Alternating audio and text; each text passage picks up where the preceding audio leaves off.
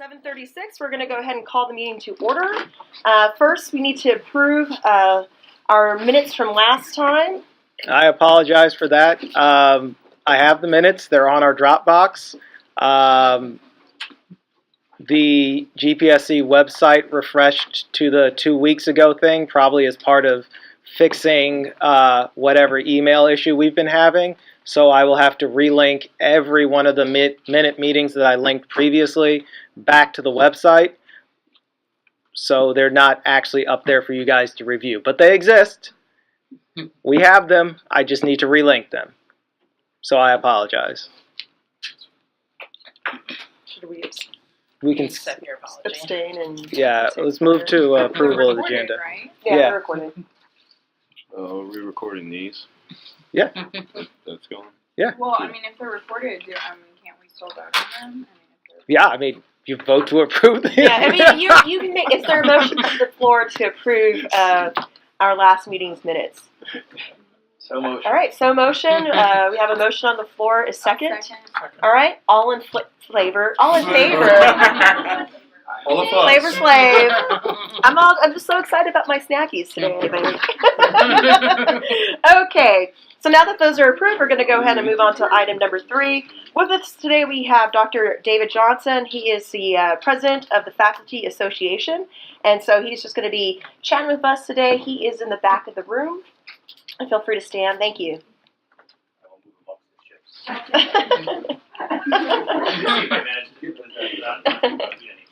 Hey, so I guess I'm kind of wearing two hats. One is say something about the CCC group, and one is say something about the FA. Why don't I start with CCC actually, because I have pictures, although not many of them. You've probably seen the big thing the CCC has been working on recently. This group of concerned folks about what's going on campus, coordinating major change, is a survey, and the best part, in my opinion, of the survey is the two copies of the same survey are some graphics that show the support and the lack of support, I suppose, for the restructuring process thus far. It's been covered pretty well in the DE, also in the Southern. And if you go to the website, which is, I believe, siuccc.blogspot, whatever comes after blogspot, you can get the full figures there. Something like, if you look at the, there are a bunch of different questions. The scores don't, for the most part, the scores don't vary that much depending on what question you're asking. So if you're asking a question about the substance of the proposed change, there are some variations, or about the process. In both cases, support for what's going on the whole pool ran in the mid-30s, high 30s. The one area where there was a distinct difference is the students. Student support for the plan was abysmally low. And that's, of the student participants, I think there were a good deal more graduate students than undergraduates. Some of the people in this room may be responsible for that. Congratulations. But at any rate, the survey is one snapshot of campus sentiments about restructuring. The people who were involved with it made a bona fide effort to share it as widely as we could. There were advertisements on Facebook. Obviously, that works a little bit depending on people's social networks. There was some, I have some reason to believe that there was some people, not only were people were sort of whipping votes, as it were, on both sides of this to some extent, I think. If you look at there's a cross tab for staff support on some of the questions, and staff support was much higher than in other areas. So there was some encouragement on the administrative side, which is fine. We were encouraging people to fill it out positively. But there's over 1,000 people participated, so it's a reasonably rigorous survey of this sort. It's certainly more on topic than what the chancellor did, which had absolutely nothing to do with anything he's done on campus, as far as I can tell. So there, that is. Any questions on that sort of topic? The CCC will probably be trying to meet again at some point before the April meeting. It's a small group. We need more folks, and we need students in particular. You guys can speak on your own. You don't have to join this group to speak up. Obviously, you've shown that. That body's demonstrated that rather articulately and great.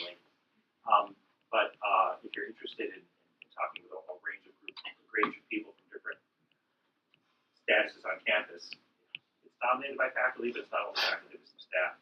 We have some undergraduate participation and a little bit of graduate participation as well. For those, I mean, I know that most people in this room are familiar with CCC, but do you want to also just kind of give a little bit of a foundational understanding of how this group came together, what CC stands for anybody in the room that's like, what's CCC? I think I said it, but I said it under my breath and mumbling. Coordinating Committee for Change, which is a nod to the Student Nonviolent Coordinating Committee of the Vietnam era, among, don't tell anybody that, though, because it's meant to be a middle of the road, very moderate group. It was founded around a meeting that took place in the fall, really, which was kind of just a meeting for fairly early in the process. I think it was October. There were a lot of folks in the room, a lot of concerns were raised, and coming out of that meeting, people said, well, maybe we should try to keep something going. The survey is the most concrete product of this group, but it's also been a way for people to get together and share ideas. A number of the speakers at the Board of Trustees meetings, for example, have been involved in this group to some extent. It's not formal, you look at a membership card, there's not a secret handshake. It's just a loose group of people who are have concerns about what's going on, although and their concerns vary. Some people are more concerned about process, some people are more concerned about substance. We've had people involved who were not necessarily even opposed to the change. The majority of people involved are suspicious, skeptical of what's going on. All right, switching to my FA hat, right? So the FA, as I'm sure you all know, but I'll say it's just the union that represents tenure track faculty on campus. Okay, we represent tenure track and tenure faculty, with the exception of the med school and the law school. So we don't represent the people in the law school because, and the med school, the two professional schools, because they didn't want to be represented back in the day, and they wanted to join a little bit of interest now and then.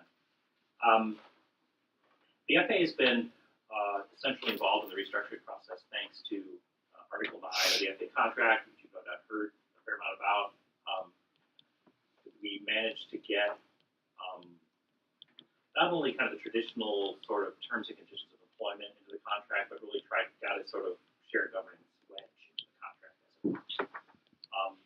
and required the administration that when they're undertaking certain kinds of curricular or unit changes, or changes of the basic academic units, that they have to jump through certain hoops. I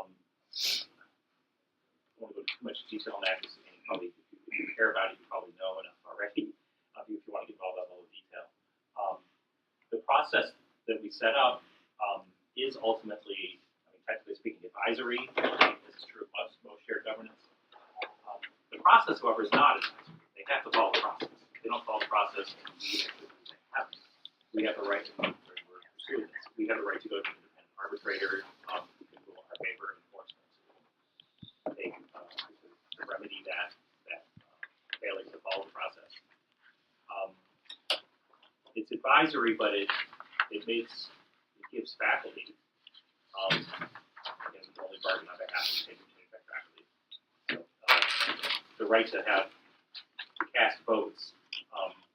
And votes are importantly different from input, as I suspect you guys understand. Just sending an email to the chancellor is one thing, but when you get to meet together in corporate body and cast votes, that's a more meaningful expression of the will of the body involved. And so, coming forward now,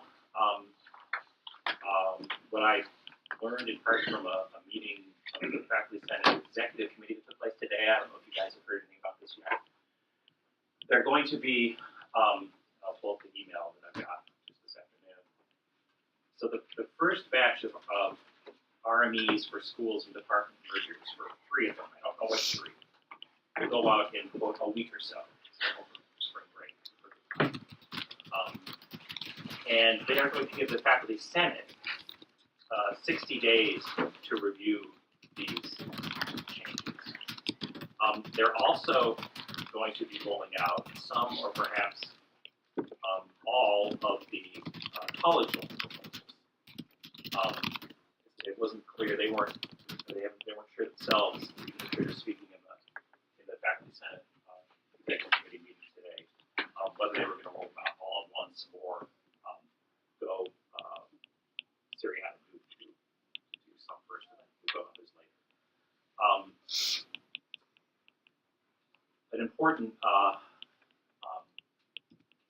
problem here that this group will probably want to think about is that the 60 days work more or less for the faculty senate, but they don't for the grad council. Yep.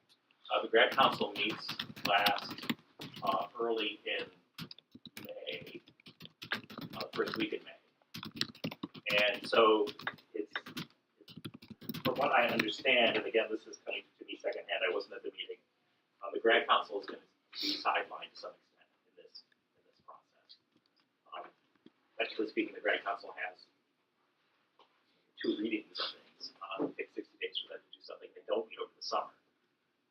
So if they're doing anything with the grad council, it's going to have to be fast and loose. Yep. And that obviously would be something that you guys would be at least concerned about. So when the plans come out, they're gonna give them to everybody at once. So they're gonna give them to faculty, and faculty in the proposed schools will hold meetings as soon as their proposals are, their plans are presented to them. They'll also hold meetings in their departments and vote on things. I would hope that you guys, the graduate students, would have a chance to weigh in, but I guess that's what I'm saying, Department of Culture, Department of Operating Papers. Technical votes for Article 9 of the Faculty Association contract can only be cast by tenured faculty members because that's who we bargained for. But that doesn't mean other people can't vote. We can't hold separate votes. So if you had a department that gives voting rights to graduate students, gives voting rights to NTT faculty, the department could cast a vote that way and then also cast a vote solely on capital F faculty, as they call it.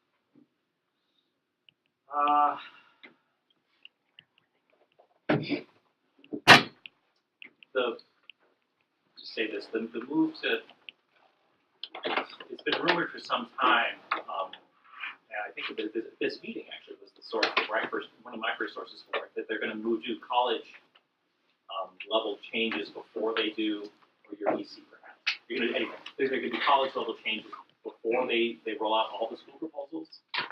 And so that's surprising. And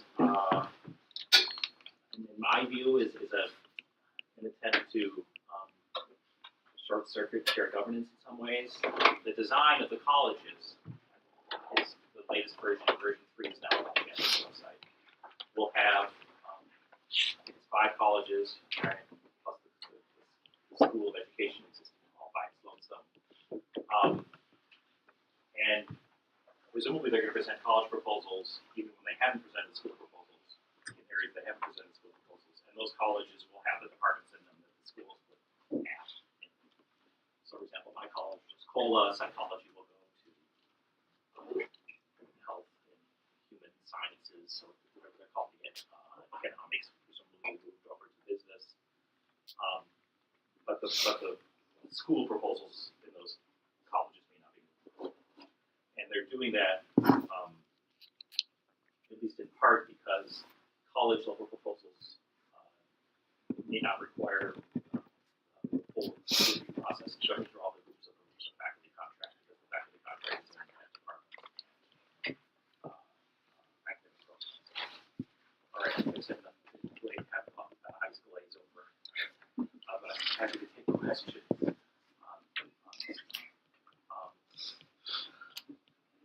You know this. You guys will talk about the retreat this week. Okay. Important to try to get some people there. It's a tough time for us. I'm having trouble getting faculty to show up. They're either teaching or on their way to Las Vegas. Yeah. So that retreat is going to be happening at Touch Nature. Touch Nature starting at 9 o'clock. Starting at 9 o'clock. And my understanding is there will be a public. Yeah. They have announced there will be public comments. Mm-hmm. I don't know. I haven't. Maybe you talked to this week. I haven't to know how long it will be. Yeah, It might they sent out the agenda, but I'm not too sure. They didn't really say the time frame for for the public speaking portion. It might be an opportunity to engage in a more leisurely fashion. Mhm. That the room won't be packed. It may have Mhm. more time, so you might not have to do one of these 2-minute. Yeah. How much can I squeeze into a 2-minute statement of the board meeting? That you've been to board meetings. It's a strange genre. Statement to board trustees. Yeah, if anybody's really interested, I can tell you how to reserve a space within that time frame to speak. Questions? Again, just to, I alluded to this earlier, but I did it kind of on the side, so just to make it a more frontal compliment, is that I think that there are a lot of people, a lot of faculty on campus, a lot of others on campus who are respect a lot what this group has done in terms of speaking your mind to the administration and standing up for graduate students and graduate education and shared governance at this university. And it's courageous stuff. And there's certainly been times when it's been inspiring to the rest of us. I wonder sometimes why faculty, particularly tenured faculty, can't step up to the plate quite as vigorously as graduate students manage to do. So thanks.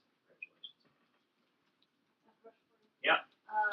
So I'm on new programs committee, so we'll see most of those RMEs. Do you think that there's something that we can do in graduate council to figure out the process of Yeah, I don't know what they're. Again, my source for this suggested that they're not really going to be worrying too much about the grad council, right? But that doesn't mean the grad council can't be worrisome to them in some way. I don't know. I mean, obviously, college level proposals ought to be reviewed by the grad council. They're going to affect graduate education. I mean, any college is going to have some impact on graduate education, and pretty much any school level proposal as well. So, just how they are going to justify not going through the grad council, or at minimum not giving the grad council very much time. I don't know. And I think that's something that I think the grad council should take under advisement, shall we say. And one of the conversations I've been involved with a little bit peripherally is people sometimes make a mistake, which is to say, well, if it's not in the contract, that's what this thing is. If it's not in the contract, our contract, the faculty association contract, then the administration doesn't have to do it. Well, that means the FA can't agree to take it to arbitrator. But it doesn't mean that it's outrageous. I don't know. I'm not saying that I'm identifying anything as outrageous, or that there aren't precedents, there aren't policies that rules anyone. So I think it's important to recognize, well, just because it's not in the contract doesn't mean it's kosher. Yeah, there's statutes. There are other policies or procedures that one can cite, and of course, policies, procedures, even the contract, none of them protect themselves, right? The rule of law is not because of the laws of the books. Fair governance is only require on that, but people are going to need to be official. There's going to be a lot going on at the end of the semester, even past the end of the semester. And that's the world we're in. And so finding time to do this is really hard for all of us. But this is an important time.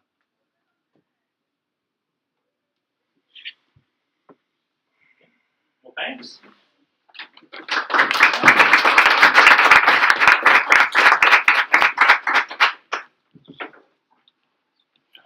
Actually, thank you very much. You're always such an outstanding voice at the Board of Trustee meetings, and I know that you've been an inspiration to many people in this room. So I really appreciate you coming and speaking with us this evening. Feel free to grab a water for the road. That's okay. I want to say that's how you money. It's okay. It came out of my pocket. All right, so so next we have on our agenda item 4, which is academic reorganization. Yeah, our standing item for academic reorganization. I do not have a big display for you guys.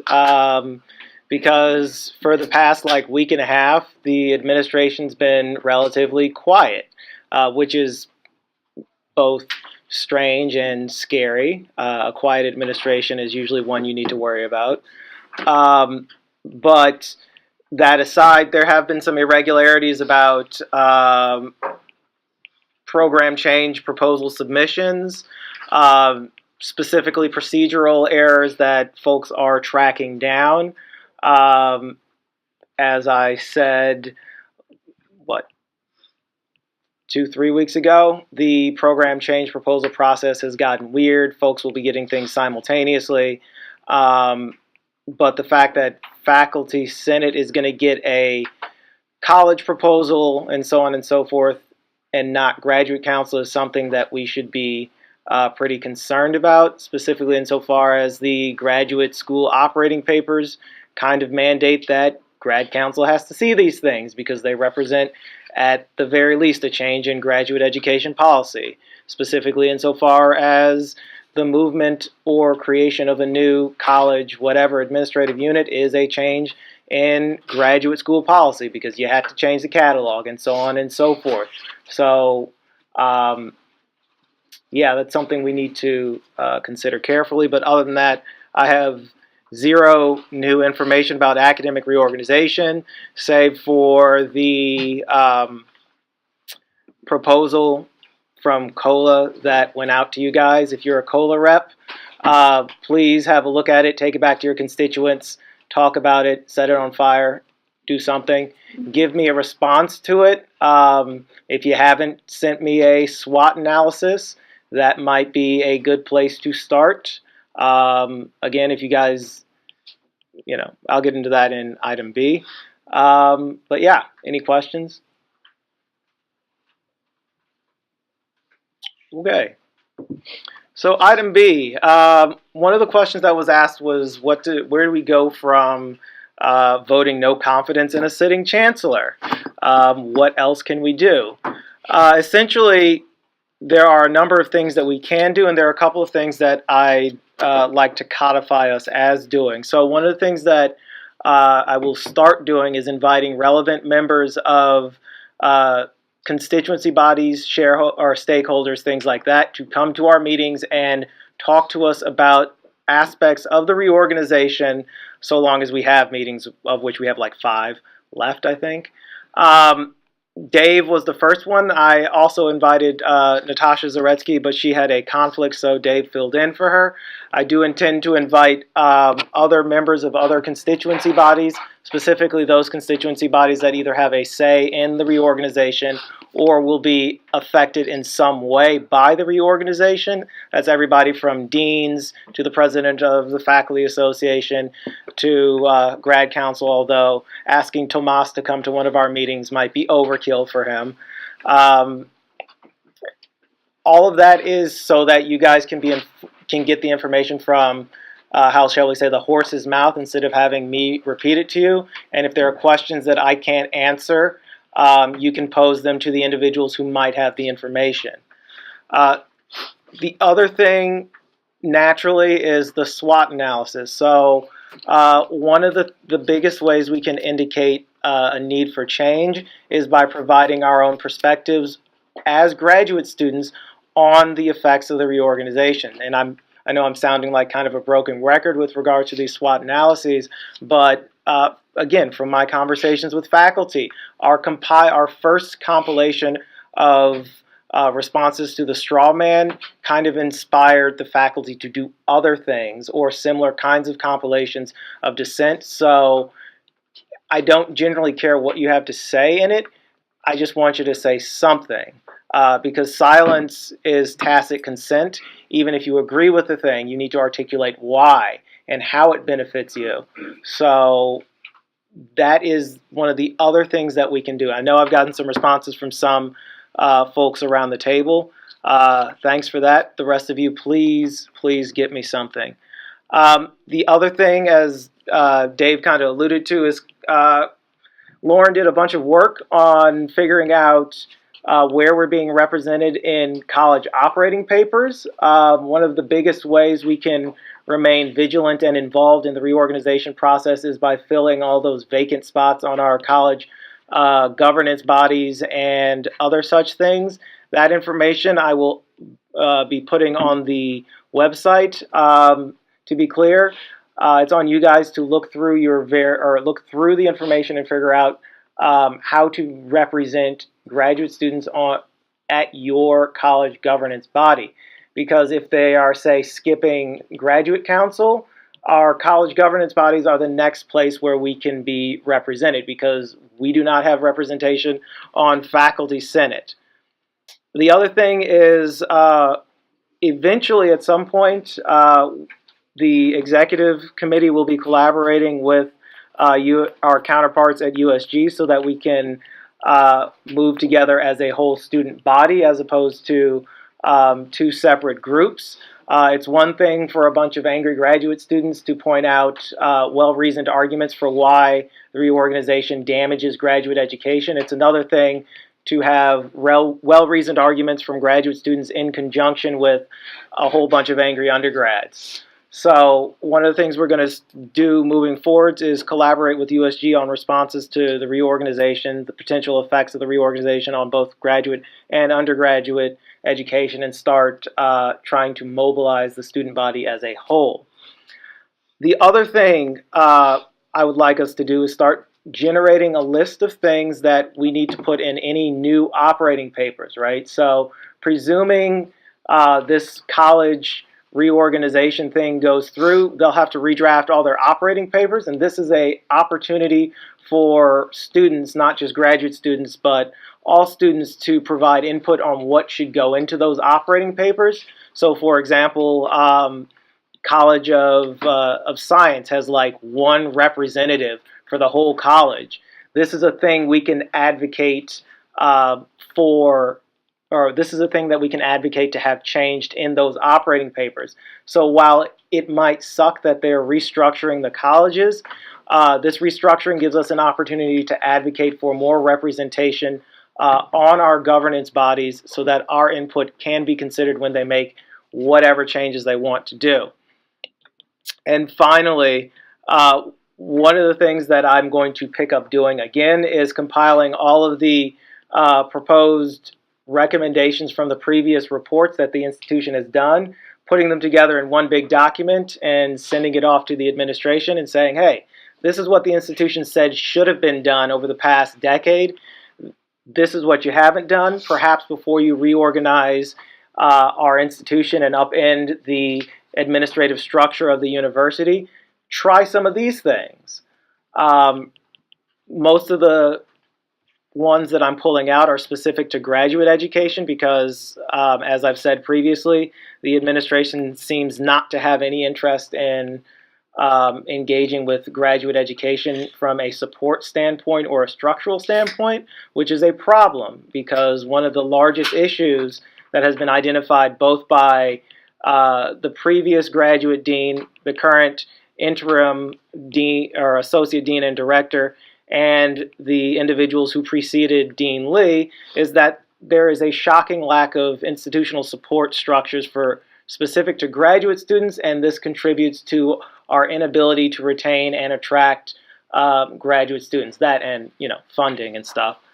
But so that is yet another thing that I will be working on.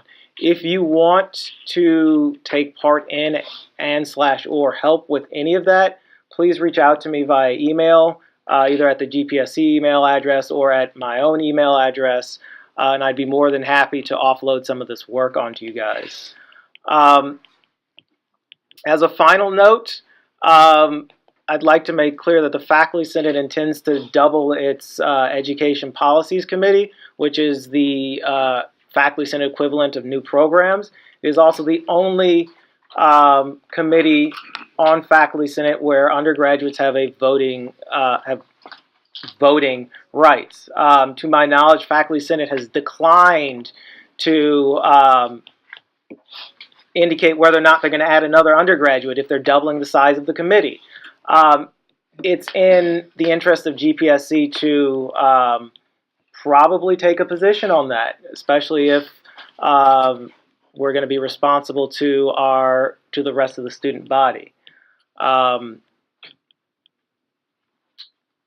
are two ways we can do that. I can send an email to the president of Faculty Senate, or I can draft a resolution for you guys for discussion. Which would you prefer? That's fair.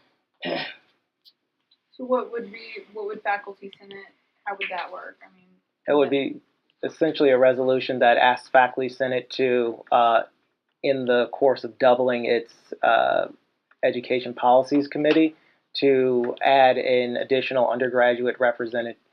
So if they're going to double the size of the committee, which means adding additional faculty, they should add an additional undergraduate representative. which option is more effective for us? It's hard to say because there's only been a couple of times in my experience with this body that GPSC has ever asked Faculty Senate to do something. The last time we asked them to do something, we literally told them to tank their recommendations for an absence policy because they were pretty bad.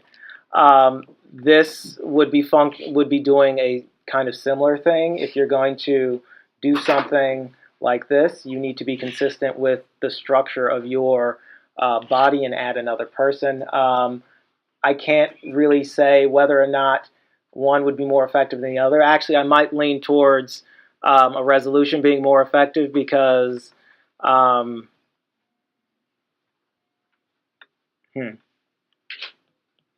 might have angered the Faculty Senate president some time ago, mostly,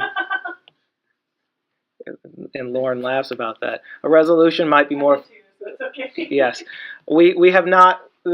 The faculty. I'm not the Faculty Senate president's favorite person, so a resolution might be more effective. Resolution. Yeah, resolution. We need like officially motion. Yeah.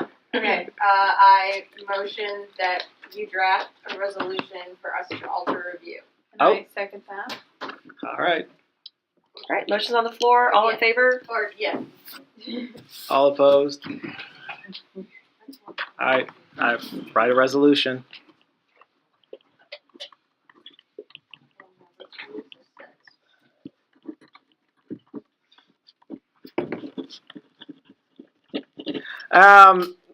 That being said, I've actually got nothing else for this, except to remind the COLA reps that you guys did get that proposal that emerged from somewhere.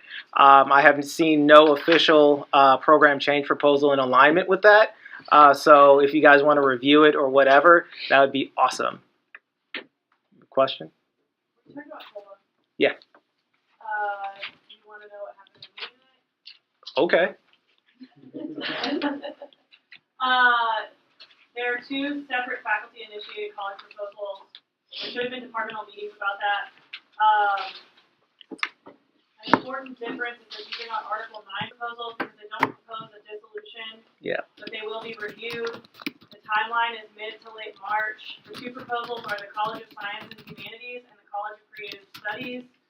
Did I say it wrong? Oh, College of Social Science and Humanities. Yeah.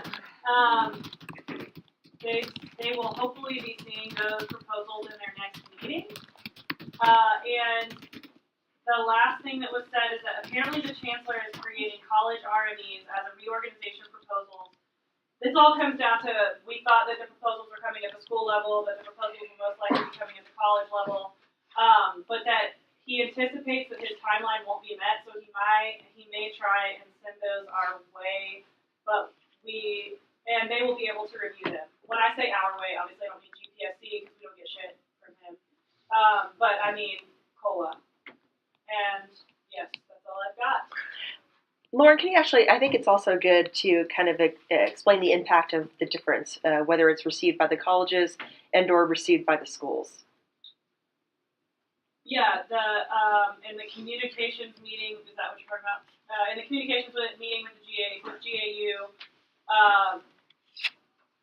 the provost made it pretty clear that their interpretation is that the college level reorganization is not required to go through the same Article 9 process, which is problematic because all of the faculty have been focusing on what schools they want to be in. They've been negotiating in all of this reorganization process about how schools should be divided and what schools there should be, and they've been expecting that a reorganization would happen at the school level and colleges would necessarily be talked about later or kind of happen as a more natural process.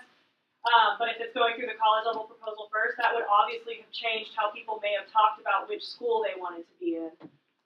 Because currently one of the big schools that they're proposing is like, what is it called, like Shmoo or something? Yeah. It's Something like like a massive, it's like COLA plus some, Mm-hmm. is what they're expecting now. And so now that we realize that those colleges are probably more set in stone than the school level was, that really affects how people are perceiving some of these issues. Does that help clarify? No. Sorry. No. So to be clear, what Wait, so is this different from departments? Like, what is the difference between a school and college? Can you break it down in like layman's terms? so the institution is currently organized in a college school department model. Some units are free-floating schools, like the School of Law. Some units Okay. are held within colleges. COLA right now has colleges within it, right? So what the initial thought was going to be was that the schools that would house the programs, divisions, departments, whatever we're calling them right now, would be the first things proposed by the administration, and folks have been focusing on aligning themselves appropriately that way. Now, the colleges are going to be the first thing proposed, with the schools to follow after. So theoretically, so for example, the School of So it's school of so we're talking about schools. We're talking about school of medicine, school of law, and school of business. Like that's that school. kind of thing. And Yes. then colleges is like the undergraduate. So it's a different. No, colleges. Okay. So colleges is the umbrella for a school, Okay. right? So if we had a school of, institutional madness, right? And we would put a college of administrative nonsense, a college of assessment and garbage, a college of whatever, Okay. and then within these colleges you'd have departments of malfeasance or whatever, right? So that's the structure we're talking about. I cannot think of a parallel for So you. the department sounds a little better. A department than is the this setup. the department is a basic academic unit. It's where all of the disciplinary It's Yeah. focused. it's where all the disciplinary stuff Okay. control resides. Then your college is the collection of departments, It's and like a hierarchy. yes, Okay. so it's a mess. So tactically, what this means for all of us is one could make an argument that we put these college structures in place, therefore you got to give me these schools, which is kind of a trash argument, but it's not one that it's one that I can see the administration making because the argument makes itself. I have reorganized the institution, or I have reorganized the largest units at the institution. For this to continue to function as it's supposed to, you need to give me my school reorganization too. Otherwise, the entire structure just doesn't work. And I'm real clear about this. If you say reorganize COLA into COLA++, wherein we get most of MICMA, I don't think we have the administrative capacity to support MICMA and all of COLA right now, because COLA right now is the largest academic unit on campus, and I'm using COLA as an example because it really indicates how weird this is going to get. Right now, MICMA has its own dean, and I think it has a deanlet. COLA right now has a dean, a deanlet, and a couple of sub-administrators to run all of our programs. Presumably with the college mergers, if you recall, one of the things the chancellor said was merging colleges gets rid of deans and deanlets. So either he's going to break a pool cue in half and decide who's going to go, or we're going to get an additional dean. But either way, just taking the example of COLA++, that might be the straw that breaks the administrative camel's back. I do not see running COLA++ without 2 deans, 3 deanlets, and a whole collection of administrative staff. But that's unlikely. Yes? If the reorganization is proceeding at the college rather than the school level, does that change the approval process and the way it goes through grad council and the various other like bodies that have to review it? Theoretically, no. Grad Council and Faculty Senate should get the chance to provide input and/or respond to these things because they affect things as outlined in their operating papers, right? So you are literally changing the administrative location of a given program, which for Grad Council requires revisions of the graduate catalog and other such things that need Grad Council approval. Faculty Senate, since it has jurisdiction over all undergraduate programs and whatnot, should theoretically get a look at those college changes and get to weigh in on it. Both bodies have passed resolutions concerning appropriate administrative process, but again, those resolutions were focused specifically on schools department. On the other hand, our resolution was not. It is non-specific and says you got to follow appropriate policy where reorganization is concerned. Mostly because you cast a wide net, that kind of thing. So yes and no, depends on how the administration wants to interpret their own rules, and it depends on how much of a fight these bodies are willing to put up to make the administration follow their own rules. If they're unwilling to put up a fight, we can do as much as we can do, but at some level it's going to be on them to do something. Colleges, by the way, should realistically get a look at these things because that, if they don't, that's straight violating their operating papers. Questions? It is important to note, though, that as Dave said, it is up to colleges and grad council and faculty senate to say that we have to have the right to look over college proposals. Yep. I forgot. Probably wasn't important. Other questions? So yeah, I will try to get a copy of those two new proposals now. Oh, I don't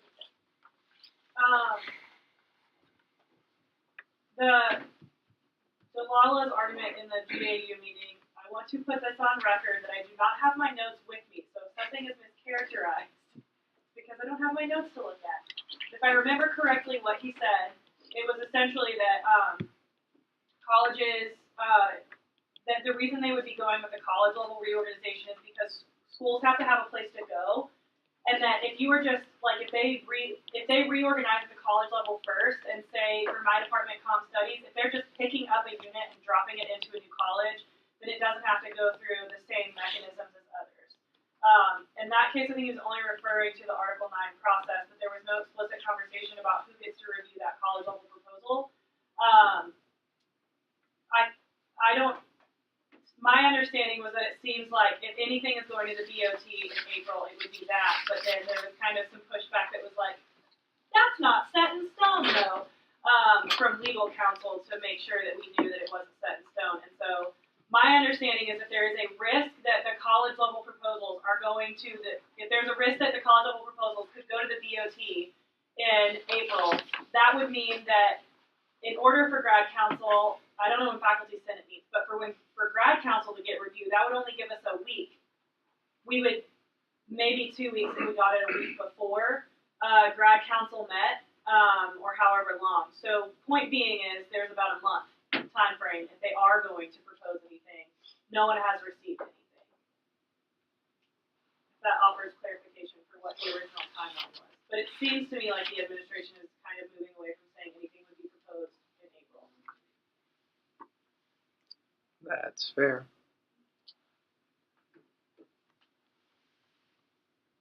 Other questions? Sweet.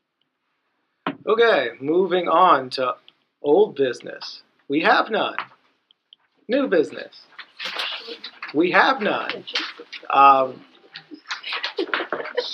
On to officer and committee reports. All right, Clay, what you got for us?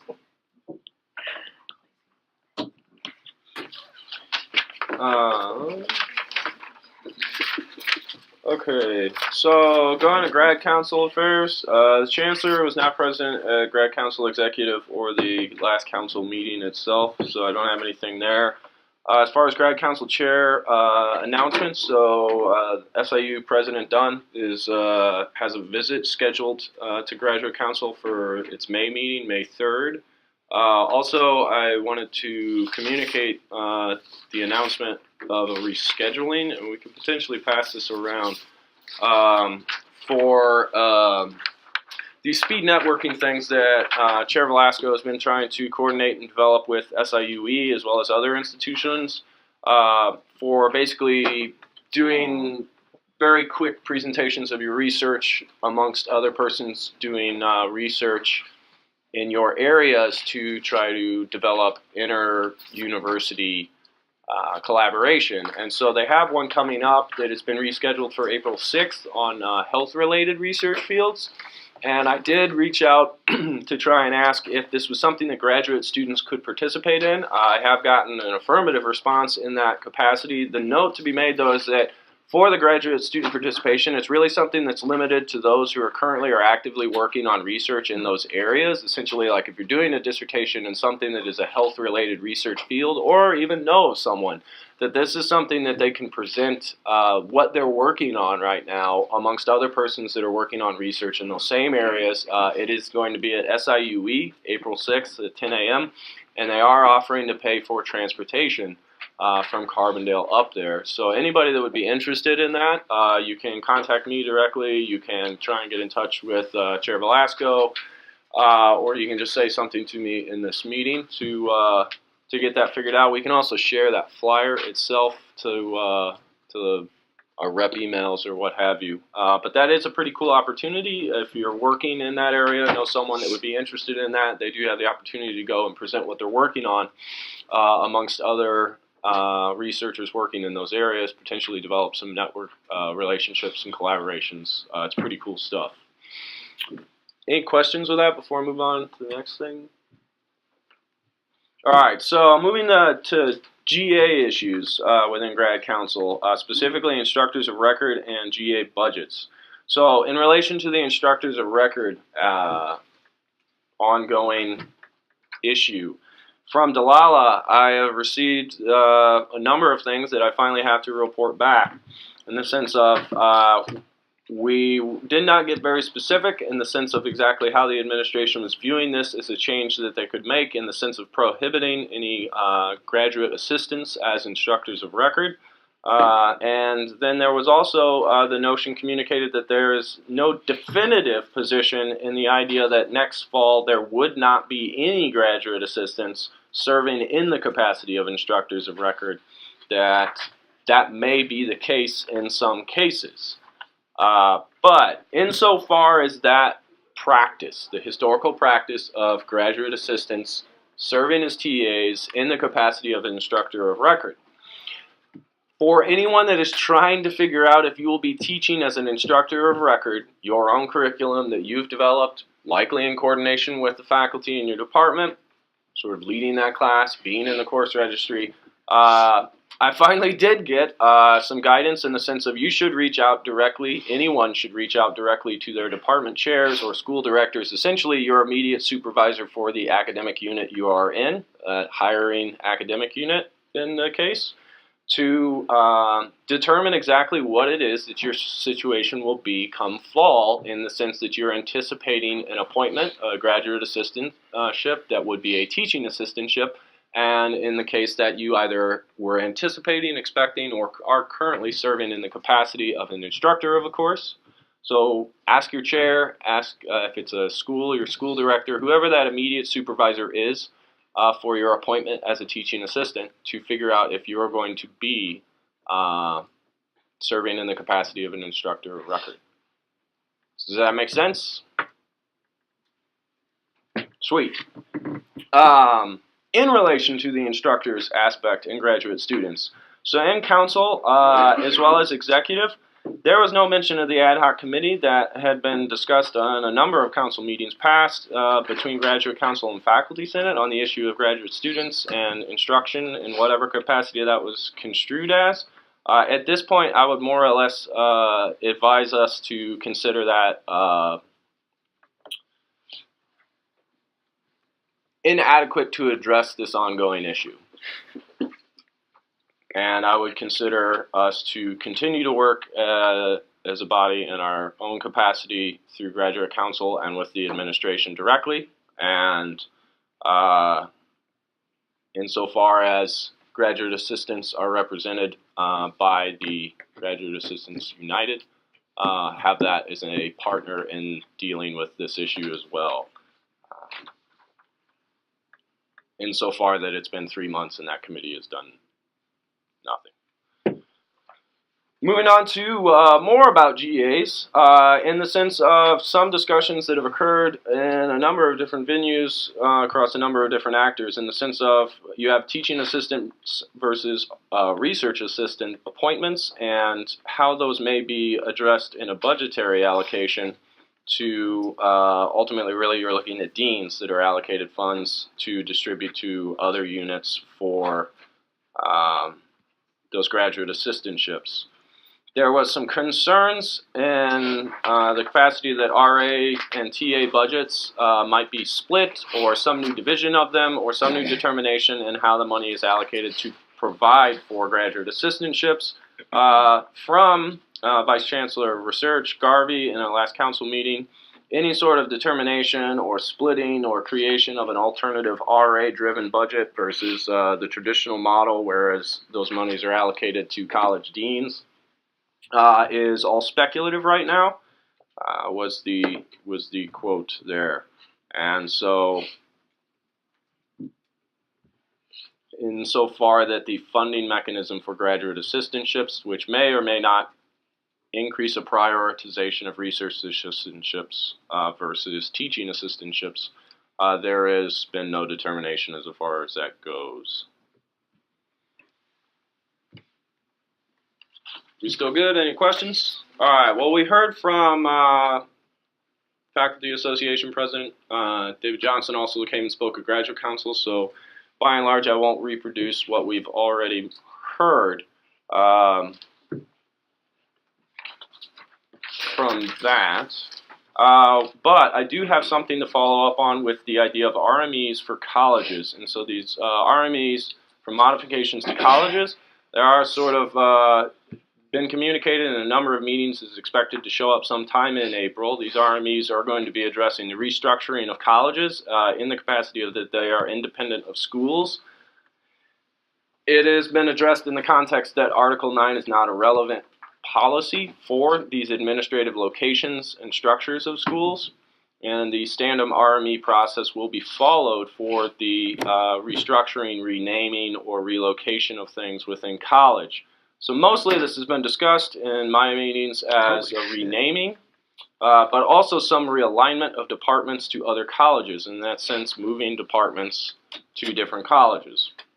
But again, still, this is being understood and delivered as an administrative change from the administrative actors, and this would include the notion of all departments within the current College of MICMA basically being moved to the College of Liberal Arts, COLA.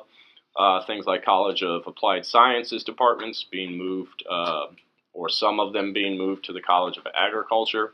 So in these college level RMEs, you are talking about departments within certain colleges being moved to different colleges, colleges being renamed, everything that is within that sort of administrative function of how you can change the location, the name of different units on campus. So what really is at issue with this is that, first and foremost, COLA and MICMA have faculty-generated proposals for the vision of what their college would look like. And insofar as those are in the process of being developed or have not gone through what would otherwise need to fulfill Article 9 obligations for departmental reviews, this administrative RME for the renaming, the movement of departments within or between colleges, all that kind of idea, sort of marginalizes or potentially just negates these faculty-generated proposals for their own colleges. And that's not something that was anticipated or well communicated. And also, right, it sort of eliminates that as a part of everything that can be considered. There's also the concern over these RMEs changing colleges. So yes, names, and locate or names and organization, but also the location of departments within those. And insofar as those departments would potentially ultimately be organized into schools, what this means is that the operational papers that govern the current colleges that exist now, once renamed or departments moved into new colleges, and all of those types of changes would potentially require new operating papers for the new colleges after the administrative RMEs.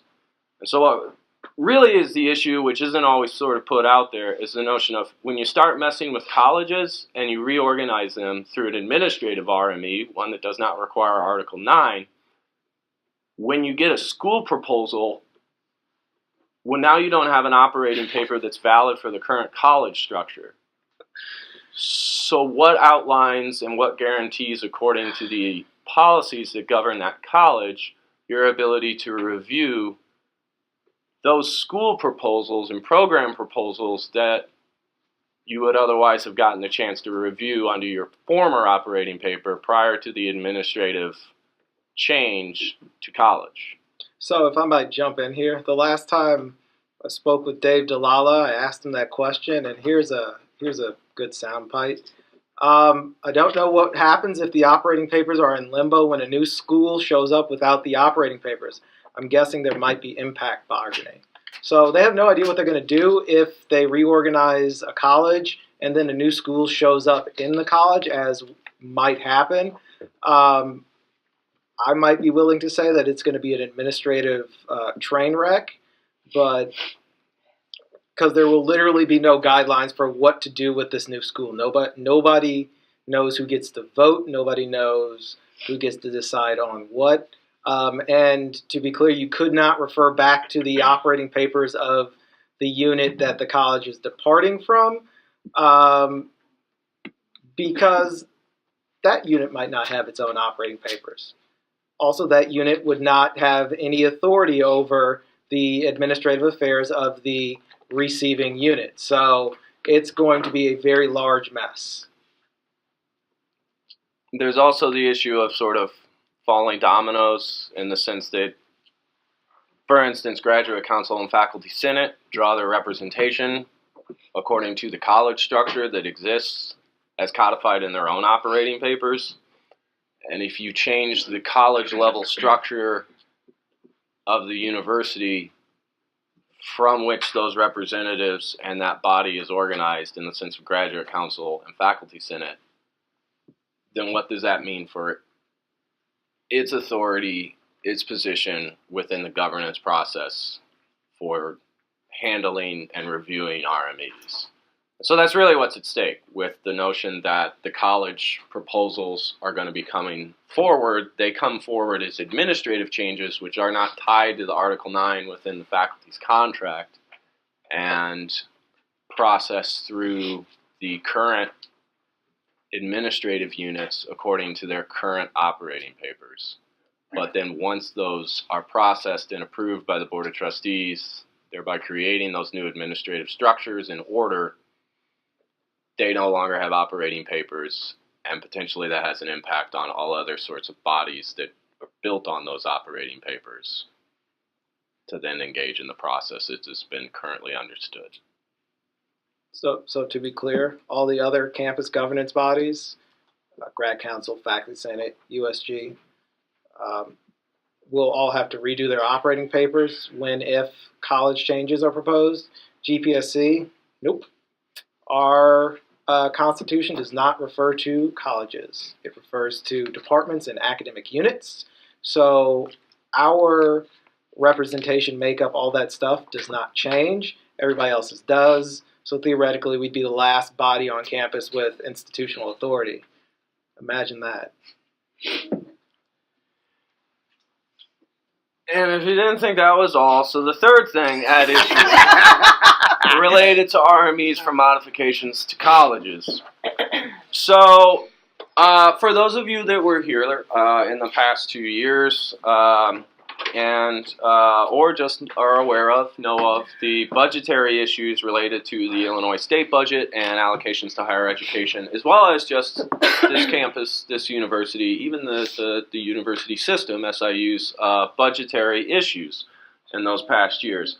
Well, as a part of the solutions to them, this campus in particular borrowed a lot of money from a number of various actors. Now, on the plus side, the money that we borrowed from the sister campus, Edwardsville, is all been paid back. Yay. But We did one good thing. the money that was borrowed within this campus has not all been paid back. There was borrowed money between units within SIUC. Colleges borrowed money from other colleges, and they're still paying on that on a 10-year timeline. So the borrowed money in colleges, so we paid back SIUE in full, but we still owe money to the med school, also borrowed internally between colleges. So like, say College of Science borrowing money from COLA or MICMA for just examples. I don't know what those specific line items and debt obligations are, but between colleges. So those repayments were billed in college budgets this year and will have to continue to be billed for 9 remaining years. But there's concerns with the reorganization and these college-level debts between colleges in the context that you will change the college organization at this campus. So, quoting Delilah, if there's a bill to pay, it will fall to college. So in the sense of part of this college reorganization, and how colleges are reorganized, how departments within colleges are reorganized, what that final structure would look like through an administrative process. Debts that are owed by one college to other colleges will follow to wherever they end up. But then how you figure all of that out, if it's a situation where 3/4 of the departments in one college go to this college and then the remaining quarter are split between 2 other colleges, and then now sort of like that college doesn't exist anymore, well then how is the debt obligation of the college that was split 4 different ways handled? Because it just wasn't collapsed within a full merger of 2.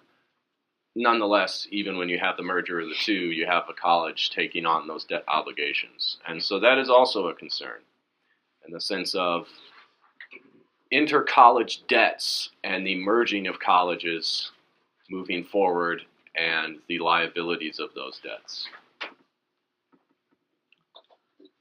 Related, budgetary concerns.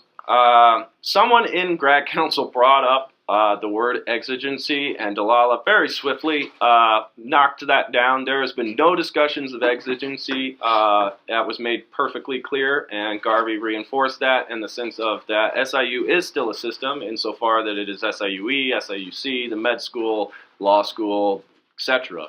And so coming straight from Dunn in that sense, not quoting, but paraphrasing, that we still retain that ability to borrow within the system for any sort of financial woes, whether they be problems with the Illinois state budget and higher education allocation, or what have you. But there is no discussion of emergency fiscal issues with the university at this time. Any questions with all that? Exigency. So this is a fun thing. There are a couple of things that happens, right? So if the university is like screwed financially, the chancellor can declare financial exigency, which is a preliminary step before declaring a financial emergency. The last time somebody tried declaring financial exigency, GPSC dragged the chancellor in front of an emergency meeting and made him sit there while we interrogated him. And a whole bunch of people were upset. So financial exigency enables the chancellor to take whatever steps necessary to ensure the financial stability of the institution. Subsequently, if he can't do it with exigency, we go to financial emergency, and that's Order 66. We vote emergency powers to the chancellor. He starts firing people, things like that. So financial emergency, yeah, that is the way that a financial emergency works. If the institution declares a financial emergency, there are elements of the faculty association contract that are just inapplicable to ensure the survival of the institution. Financial exigency allows them to take other kinds of actions, which is another kind of voting emergency powers. But these are both actions the board has to approve, and typically, actually not typically, as outlined in Board of Trustees policies, before a chancellor can declare financial exigency, he has to meet with and receive input from constituency heads. Not constituency heads, constituency bodies. It says bodies in the BOT policy. The last time they tried it, they didn't get any input from bodies, which is how GPSC hauled Brad Caldwell in for an interrogation. Yeah, that was fun. So, to be clear, no financial exigency or emergency has been declared. Even more specific, Delala's comment is, quote, no discussions, unquote, of exigency have taken place, right? So it's actually in the clear. Yeah. No, I wasn't concerned about the miscommunication so much there as anything else. Yeah. But cool. All right. Any other questions? Resolution stuff. So Grad Council kind of stiff-armed an RME that was received by the new programs committee for a joint BA and CCJ and JD degree. It was been sent to the attention of the COLA Council chair to obtain the proper COLA curriculum committee review. There was a first reading of a resolution in support of changes to the graduate school's academic grievance policy procedure changes. We got a briefing on that from the vice chair. That has now hit the council and had its first reading. There was a first reading of resolution in support. That's the same thing as I just said. First reading in the resolution in support of the elimination of post-bachelor certificate in histotechnology. First reading for a resolution requiring a letter of concurrence in the creation of new graduate specializations. First reading for a resolution on graduate council procedure on Article 9 proposals. This was iterated that it follows the new programs committee policy and procedure exactly, so we suspended the municipal rules, and with some friendly amendments adopted on minor changes to language, it was passed. And so, like was mentioned, Graduate Council has reinforced its standing statutes on how it processes those materials. That is what I have for Graduate Council. I have 3 other areas real quick. If there are any questions for Grad Council, I will move as quickly as possible here. So the survey that we have been conducting, ongoing activity, the survey is still open and it will remain active until Sunday, March 11th, so this Sunday. And so we have the remainder of this week to, for anybody that is still interested but has taken advantage of the opportunity to participate in the survey, this is the last week here. And we've gone around and distributed a number of flyers across all of the departments on campus, as well as those that required them electronically, provided those. We are doing pretty well as far as participation, and we should be able to do some pretty awesome things with it. We are currently developing the schedule for the data report, and we've begun to develop the formatting for GPSC's reports on the findings. On the horizon then would be the Applied Research Consultants report that they will provide to us in mid-April. And I have more of those flyers for anybody that wants them.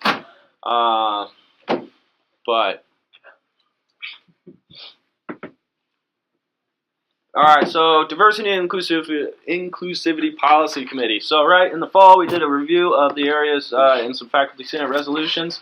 I had told you a few meetings ago that the chair shall produce a report for the committee's review and bring to this body. I set this date for so. It would just to also include some resolutions for the body to consider at that time.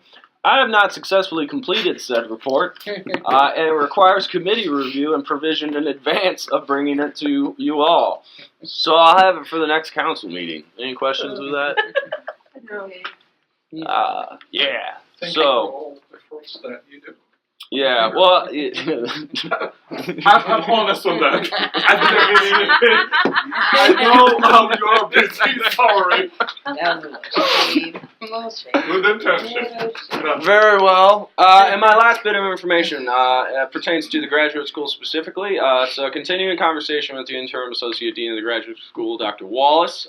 She reached out for a background on the graduate school memo for processing applications for travel reimbursement in the case that a department would not send that forward through the university, thereby preventing you from getting those matching funds at the graduate school.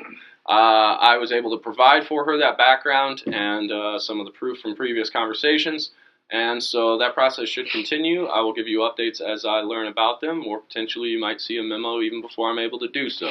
But I will keep you informed, to be determined as far as the rest of the timeline and everything on that. Now it concludes my reports. I'll leave it for any questions. All right. All right, moving on. So today the fee allocation board met with Newman Catholic Student Organization. They're going to be hosting two different Theology on Tap, which invites a speaker to speak. They'll be hosting these at Italian Village. The first upcoming meeting will be on April 5th. They just requested the amount of $240 to be divided amongst the two upcoming events. The FAB does suggest that we do provide this amount in full, so we are suggesting the $240 being provided to Newman Catholic Student Organization. And they've already made posters and are promoting this and have already incorporated us with the hopes that we would provide them. How dare they? I think that's great. That's a bit light. I motion that we do that. Yeah. Is that what we're supposed to Yep, do? that's what we're supposed to do. Yeah. All in favor? Any abstentions? Anybody just say it? Anybody vote that down? All right, all good. I will give them an email and let them know. We have then now allocated all of our event funding, so that has been placed on our Facebook page that we are no longer accepting event funding applications at this time. If you or your organizations and RSOs are interested in looking at funding for next year, that will open up once funding is available, and we do encourage you to apply early. So if you have an event in the spring, you're welcome to present that in the fall. So I encourage everyone to do that early. We do also still have over $6,000 remaining in our travel funding. I know many people in this room who have traveled near and far to present their research and to also watch and observe the research of others. So if you've attended this event or event like that, make sure to send in your documentation. That form is online on the GPSC website. For just attending a conference, you get $75. If you are presenting at a conference, you get $150. We award upwards to $150 per academic year. So if you have not done that, now's the time. Yes. Is it possible to make submissions for funding over the summer, or to be approved for funding over the summer? If we have the money, here's what I will accept. If the event is in the summer, if you've already committed to the cost of that event, so if you've registered for the event, you've already booked a hotel for the event, you could submit that form now. But if you have not, I had someone else who's like, well, I'm not going to register or do anything until I know I can have enough funding. But I was like, well, we can't give you funding if you're not sure you're going to go, if that makes sense. So you have to have proof that you are going to be attending this event. So if you have that and you already know that you're accepted and attending and you got your registration down, just go ahead and submit that application. Yes. Ada Sigma Gamma had that public health career fair today. That this body voted on giving us $500 for. I'd like to thank everyone for that. These sandwiches in here. Those are some leftovers. That's already truck brought today. We had almost 150 people come out with 21 vendors and a whole bunch of great feedback. We got to look at and sleep at one point in time before it. So I wanted to thank everyone for it. And great publicity too. So excellent job, Brianna. Wonderful event. I was able to stop at the event. I was pretty wowed, not only by the amount of attendees and the caliber of those who were vendors, but also the caliber of the food. Way to go, Brian. You know, that's what won me over. I was like, I will attend this event. Yes, I'm sorry. Whose hand is that? Me? Okay, yes. Where's our USG money? Do we have that yet? Wow. Well, actually, the way that would be distributed, because if you really want to know, we wouldn't have received that yet because it's. No, I'm just wondering what the status is. Oh, we got it. Oh, okay. Yeah. That's all I was wondering. I will read the email that I got. Sorry, I thought this would go under your. That's why I was asking you, Diana. Okay. But just so you know, we have received, the resolution has been put into place. We would not receive that funding because that's done on a monthly basis. Okay. So it's yeah, that's within all I the was wondering. yeah. Did it go through all that? Okay. Thank you. Yes. Can someone get funding for a conference after attending the conference, or just have to? It could be after attending, yeah. So if you're like, man, I attended, so if you have all the documentation and you attended a conference within this academic year and/or are going to be, because sometimes the summer is that kind of like weird cusp, so I will accept things in that summer period because, one, you know, we don't really get as much of a big of a bump when it comes to, if you look at the full academic year, our academic year will restart in July.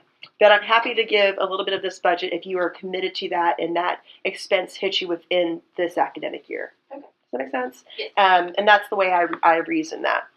So if all that money was spent, unfortunately, in April to attend a conference in July because it was cheaper, then yeah, you're probably going to need that financial support now.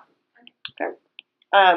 And so then moving forward, next big thing on our list is our research award. I'm going to be updating our JOT form as well as the website. That will be done by the end of the week, and then a mass email will be sent out. So you can imagine that's going to be up and sent out, was that March 9th? And then that'll be, or March 8th, March 9th, and then it will be open until April 8th. So you have a month to get that filled out. So if you're not familiar with that, what we do request is that you just kind of enter, when you enter in a JOT form, and then you submit your own kind of letter of application. So it's just more like it's more of a letter format where you kind of just talk about your research, you know, and just as you would anything like that, and then also ask for a faculty member to also write you a letter as well. So if you have any questions about that, we give upwards to $1,000 per person. We have reserved $5,000 for that to give to and distribute. This year we also discussed that we are also going to provide group opportunities because we've got a lot of applications in the past where it was very obvious that they were all applying for the same exact project. And someone was just a better writer than the other person. And we also wouldn't, like, you're like, this is all great, but we're only going to give it to one of these individuals because they're all bidding for the same project. Because you have research assistants that are all literally working on, like 5 assistants working on one project. So we decided rather than reduce that redundancy, we're just going to allow them to apply as a group. So that's one thing that will be changing. And that will be looked at that opportunity. But that will be up and going. I encourage all of you to turn and submit that in. It never hurts. You know, there's always a good shot that you will get that opportunity and that funding. And I also know that many of you have been interested in serving on that committee. And so for those who are interested in serving, I'll reach out to you. And if you don't get that confirmation from me, come up to me or just email me and give me a reminder that you're interested in serving. And I'll make sure. What will happen once we receive those applications on the 8th, then those teams of reviewers will have a week to review that, and then we'll meet as a group the following weekend to discuss our top picks. All right, and that's all for me. Okay, so I have some bad news. Second. No, actually, it isn't going to be that long. So, a couple of points of clarification. So when when our approval bodies get their RMEs, these RMEs will have everything, which includes responses, dissents, straw polls, individual statements, everything. So those grad council reps who are already on new programs or for future grad council reps, when you guys get RMEs, if you're on a college body, when you guys get an RME, it will come with everything, all the documentation. Faculty Senate will get the vote counts from all of these things at the end of the 60 days, but they'll start their review without the vote counts, which is interesting. Those units that have applied for extensions of the 90-day process might not have their votes taken until summer when faculty are away. But apparently at Faculty Senate Executive today, Dave DeLalla said he'd get the votes before the faculty left for the summer. I wish the provost good luck with that. Yeah. He did clarify that college-level RMEs are on a separate track from the Article 9 RMEs, so this is all but confirmation that college RMEs might precede the ones that are subject to Article 9, which means operating papers revisions at some point. Now for the real fun stuff. Enrollment for fall looks pretty bad for us. And the chancellor is anticipating about maybe 870 to 970 new freshmen, and that's it. Right, so less than 1,000 new freshmen coming in for fall, which amounts to about a $4 million shortfall. So that's fun. The chancellor also acknowledged that there is a $5 million athletics deficit, but he says, and I quote, "We need Division I status to make us stand out." Which is true. Okay. I mean, is it not? Where do you want? But I'm saying yes, Yeah, we are. But For football and basketball, but right? having a D1 status definitely puts a school above other schools. Sufficient, not necessary. Why is it not necessary? Because you can run a high research activity or Carnegie-rated institution without a D1 athletics program. Most institutions tend to have D1 athletics programs that are Carnegie high research activity because their research activity provides the justification for running at a deficit on their athletics. That is to say, an institution with a significant research infrastructure can afford to run a $5 million deficit. That is also to say that usually these institutions tend to bring in more than 870 to 970 freshmen in the fall. So the distinctiveness factor, at least in institutional organization, needs to be weighed against the fiscal factor, and depending on how administrators do that calculus, it'll go one way or another. So to be clear, yes, a D1 status will make us distinct. No, it's not a necessary condition for distinctiveness. You can do so with compelling research enterprise or unique programmatic structures, of which we have both, including some of our research centers, which have historically gone without funding. But this is an argument that folks have been having for almost half a decade, and I'm not going to rehash it here. Suffice it to say, we're only getting at most 970 freshmen for fall, and we are down $4 million as a consequence, which is not a good thing. That said, the administration is responding to these things by preparing, in conjunction with deans, for the past 2 weeks, for 2%, 4%, and 6% cut contingencies.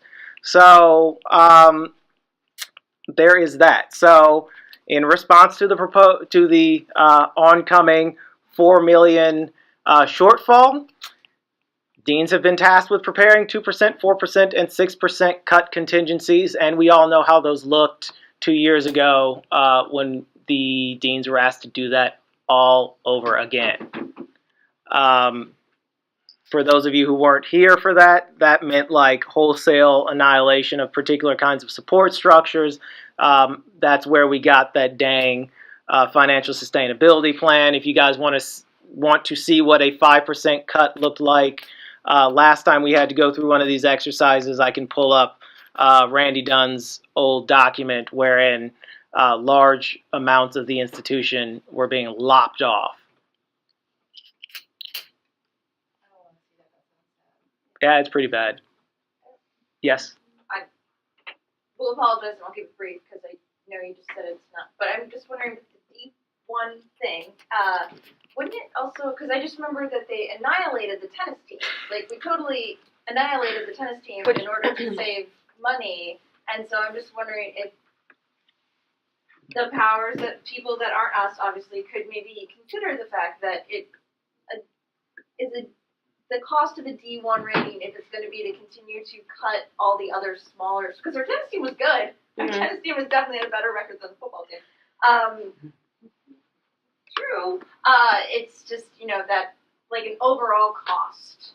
Diane actually is our rep for that committee. Yeah, so that actually led to the Article 9 investigation because of that, they didn't really recognize how much that would just unbalance the amount of male to female athletes that we had, and that's why we have a new team that's going to be developed and put into place next year, and that has to be balanced. And I want to say that was soccer.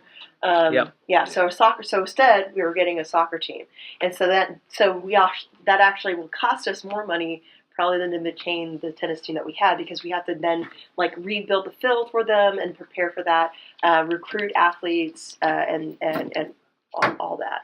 And yes. I'm all in for sports. Love sports. Big fan. Yeah, I love sports too. I just thought I'd share this article. I don't know if you Carbondale officials consider, so they're in talks to taking some of the athletic facility costs. Yeah. So. And and I will say, what hurts them, so, in those meetings, though, when we think about some of these deficits, they are also, so they could be, they can actually, they're one of those people that also have people, if something else is low on funding, they're also a department that gets dipped into often. Okay. And so that's what also shows a little bit of that deficit. And so, but also a little bit of that ongoing predicted deficit is that they also are sponsored by Under Armour. So if you notice, all of our branding has Under Armour for all of our athletics. And so that, I can't remember if I can say this or not, but but that's expensive to maintain, right? So everything you buy for all of our athletes have to be branded by Under Armour. Even though they're giving you money, you also have to maintain that yourself. But we may be losing that. And that helps to also support and fuel our teams. Or some of that funding, it might be reduced. And so they're having to negotiate that while still, if they have any inkling of that agreement still, no matter what they're giving us, we still have to live to that standard of every item we wear has to have Under Armour on it. And the last bit of news from, is there another question? Okay, so Just the fact that he's wearing Under Armour. Thank you. So it's been mentioned a couple of times early in the reorganization process that this is going to end up having a huge cost in terms of rebranding everything at every level of the school, from letterhead to advertisement to flyers sent out to recruits. Has that come up again further in this debate, especially as we are facing a budget shortfall? The chancellor is asking us to now commit to a huge expenditure to rebrand and remarket the school anew, according to this, back asswards structure that he's trying to put into place. That seems like fairly solid grounds to question the worth or the value of this reorganization if we need it any further. Yeah. no. But two opportunities. So once again, there is the Board of Trustee retreat that's going to be happening this Friday at 9 a.m. at Touch Nature. That is open to the public to come and speak at. So if you want to do that, I can give you the email or email address of the person that you need to contact to reserve your time. And that could be something that you address there on a more intimate level with our Board of Trustees and President Dunn. And then we also have a larger Board of Trustees meeting that's happening April 12th here at SIUC. If that one is full, because what happens is if they have a certain time slot, that could be full already, and then you can also just reserve time to speak just from your own perspective. You don't have to even represent anyone, but just to speak from the floor and make those type of statements and arguments based on this new information. And so if anybody wants that, I'm more than happy to give you that information. So the last thing that I have, at least on the invisible administrative item that's on my agenda, the chancellor wants to create an honors college and is going to be looking for a dean. That's it. Literally what? All right, so on to actual item A, now that we've gotten through all the bad news. GPSC election. So we have 4 meetings following this one. And according to the Constitution, I have to appoint an election commission by March 15th. The Constitution says that I have to appoint the commission. It does not say that I can't be on the commission. And since I'm like graduating, I'm going to appoint myself because I have no real dog in the fight. If anybody else wants to get in on this election committee thing, send me an email. The body does have to approve. The body has to approve the nominees. So, which puts us in an interesting situation because this Constitution was written before we were like, yeah, spring break is going to exceed that. So, yeah. That puts us in a little bit of a weird situation. However, I just have to nominate 3 folks. Yes? Are you sure people are you sure you'd be on it is a good idea since you won't be here?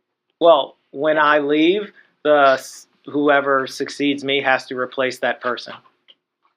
It's unofficially the way it's always been. Yeah, I'm just doing this because I like transparency, and the March 15th deadline was coming up real quick, so that you guys were made aware of how this is going to go. So I have to nominate like 3 folks by the 15th. So theoretically, I could just nominate 3 random people right now, and that fulfills the responsibility. If you don't have anyone else to do it, I'll do it since I'm graduating. Okay, so I nominate Sheena too. Okay. So that's 2 out of the 3. It's really like at the end, it's just like, all right. Yeah, right. Right. Really, it comes down to that. Brian, did you just volunteer yourself? Yeah. All right, so that's 3 people. Myself, Brian. Committee. I have fulfilled. Motion to approve the nominees. Hold on a second. You guys don't necessarily have to approve them right now. I have just fulfilled my responsibility to nominate people. Okay. That's it. So probably March 20th, if these 2 decide not to do it, I will ask for further nomination. I am following the rules as established. There we go. So. Motion to approve the nominees to the election commission. Second, all in favor. All opposed? All opposed. Abstentions? Abstentions? All right, so we have an election committee. Literally, you guys don't have to do anything for a long time. The second thing we need to do with regards to the election is we need to decide a date for the election. Again, typically this is a kind of de facto thing where the president says, hey, we're doing elections the last GPSC meeting of the semester.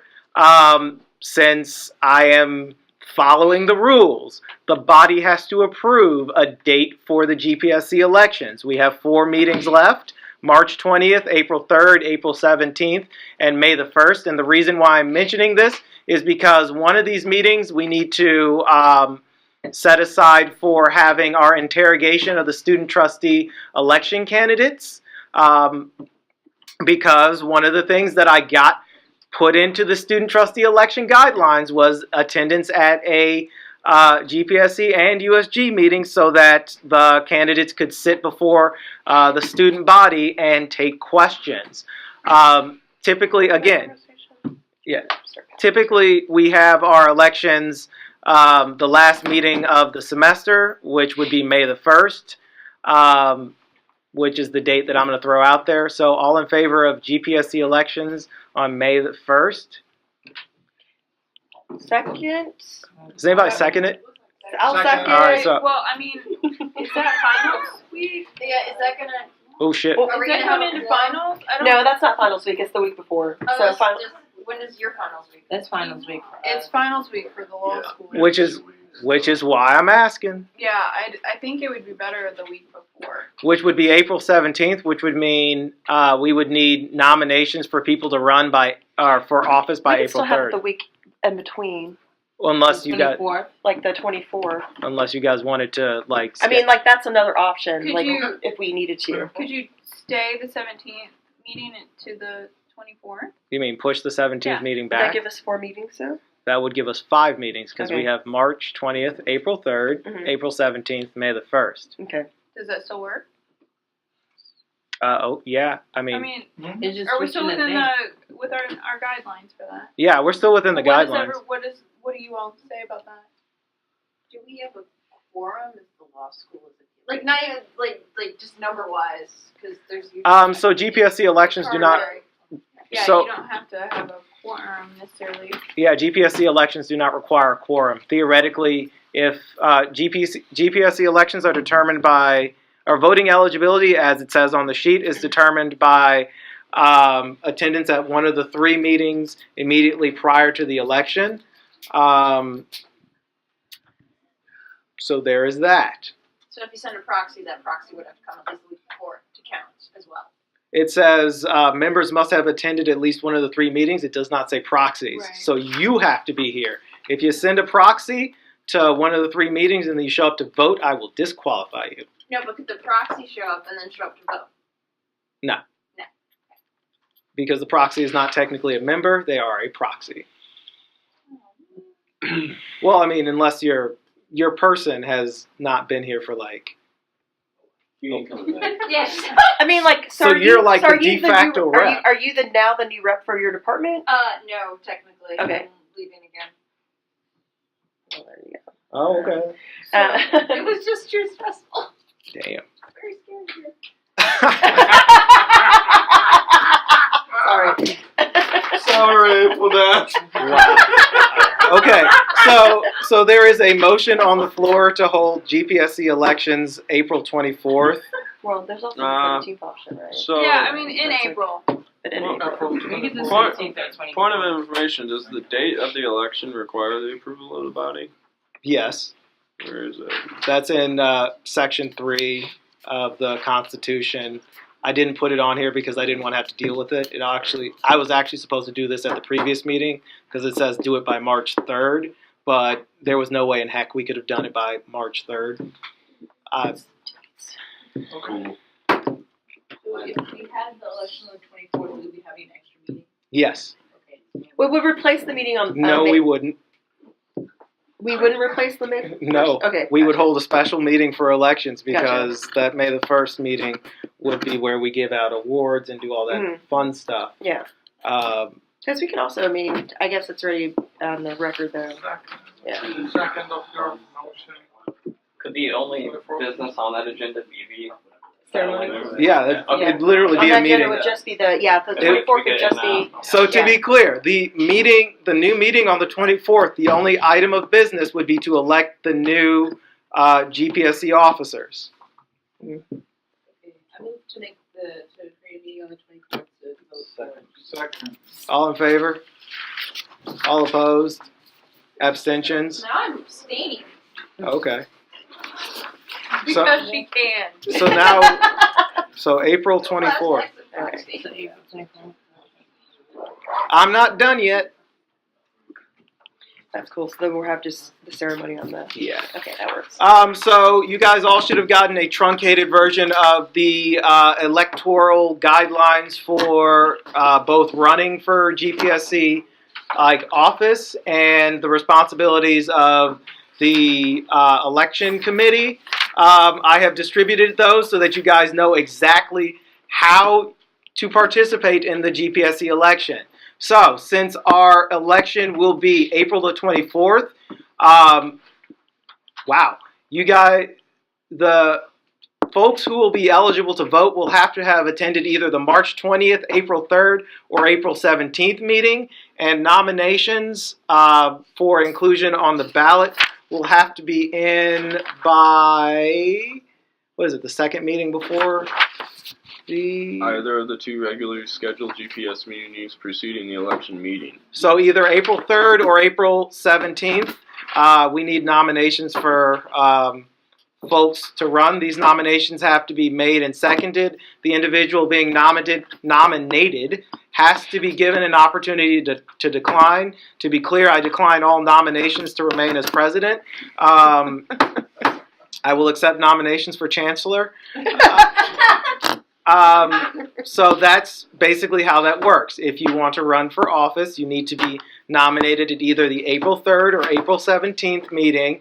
that nomination has to be seconded, and you have to be present to either accept or decline said nominations. You cannot do so electronically. It's 21C, man. You can nominate yourself. Yeah, I should also note that if these are go beyond, so if you're new to this also includes our graduate council. So we have. You don't need to be nominated for grad council. Yeah, but for the election day, this will include 4 representatives to graduate council as well as the 3 executive positions. Yep. So that is your comprehensive overview of the GPSC election. Last thing, student trustee election. So the trustee election packet was distributed via email. I'm going to host it on the GPSC website. At one of our next meeting, probably our March 20th meeting, because by then I think folks should have declared their candidacy. We have to decide which one of our meetings we want to host the student trustee candidates at for our interrogation. But that's neither here nor there.